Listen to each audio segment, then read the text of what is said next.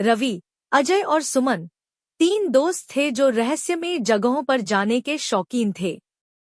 एक दिन उन्होंने गांव के बाहर स्थित एक पुरानी वीरान हवेली के बारे में सुना, जिसके बारे में कहा जाता था कि वहां रात में अजीब घटनाएं होती हैं। रहस्यमयी हवेली। रात के समय तीनों दोस्त टॉर्च और कैमरा लेकर हवेली की ओर बढ़े। जैसे ही वे अंदर गए, हवेली के भारी लकड़ी के दरवाजे ने खुद ब खुद चरमराते हुए पीछे से बंद हो गए। तीनों एक दूसरे को घबराई नजरों से देखने लगे। अंदर चारों ओर धूल जमी थी, दीवारों पर अजीबोगरीब तस्वीरें थीं और हवा में सड़े हुए फूलों की गंध फैली हुई थी। अजीब घटनाएं। जैसे ही वे हवेली की खोज करने लगे, अचानक सुमन ने किसी के चलने की आवाज सुनी। तुम लोगों ने सुना? उसने धीमे स्वर में पूछा। रवि ने सिर हिलाया। हाँ, यह आवाज ऊपर से आ रही है। वे सीढ़ियां चढ़कर ऊपर पहुंचे। वहां एक लंबा गलियारा था, जिसमें कई बंद दरवाजे थे। अचानक एक दरवाजा अपने आप खुल गया और भीतर से एक ठंडी हवा आई। अंदर जाते ही उनकी टॉर्च की रोशनी झपकने लगी। तभी एक खिड़की से अचानक एक साया गुजरता दिखा। भूत का सामना। अजय ने हिम्मत दिखाते हुए दरवाजे को पूरी तरह खोला।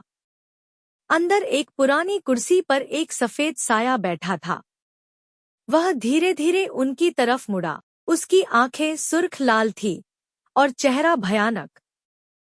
सुमन चीख पड़ी और पीछे भागने लगी। हवेली का राज।